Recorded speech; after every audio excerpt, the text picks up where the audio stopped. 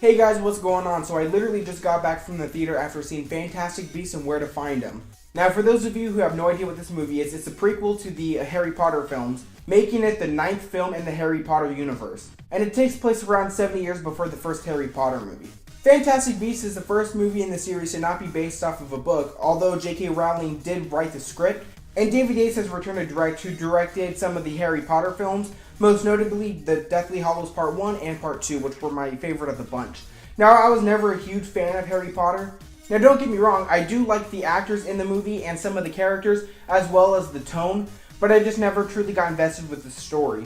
And I also think a lot of the Harry Potter movies are really long, and it almost has like a boring quality to it, especially the very first two Harry Potter movies. And I know they changed directors and it got a little bit more mature, and I enjoyed the films moving forward, but again, I truly never got into it. So that being said, I didn't really have an excitement for Fantastic Beasts. I really wasn't looking forward to it. But I gotta say, I was actually pleasantly surprised with this movie.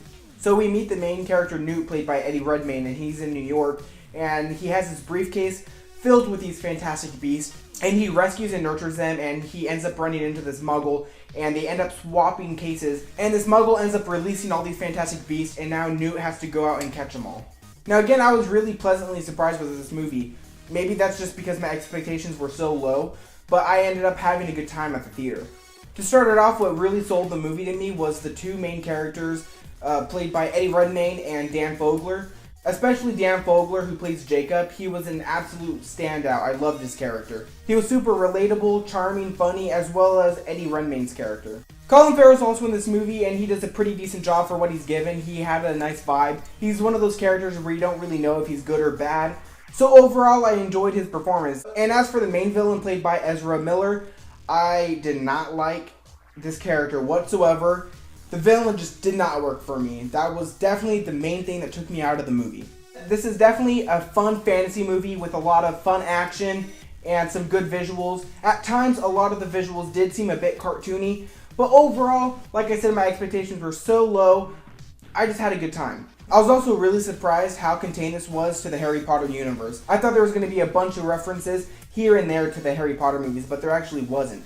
They definitely did a good job at setting up its own universe, but while still taking place in a universe that we already know. The two main characters, Newt and Jacob, were great together. They had great chemistry, they were relatable, they were funny, and overall, I really resonated with them and I want to see more of them. Although I thought the pacing could have been a little bit better, this movie felt really long. By the end of the movie, my butt was completely numb. And the overall story could have been focused a little better. Not everything was clear. But overall, I enjoyed it, and I'm definitely looking forward to the second one. So I definitely want to see more, and I think they do a nice job at setting up a sequel, and we know that there's going to be a sequel and a lot more. I think the director said that there was going to be like 5 of them or something. So yeah, I can't wait to see them. I think this movie was a great start at a new franchise in the Harry Potter universe. So overall, I'm going to give Fantastic Beasts and Where to Find Them a 6.9 out of 10. So have you seen Fantastic Beasts and Where to Find Them? If so, what did you think about it? Let me know your thoughts and opinions down below. Make sure to like the video, and as always, I'll see you next time. Thanks for watching.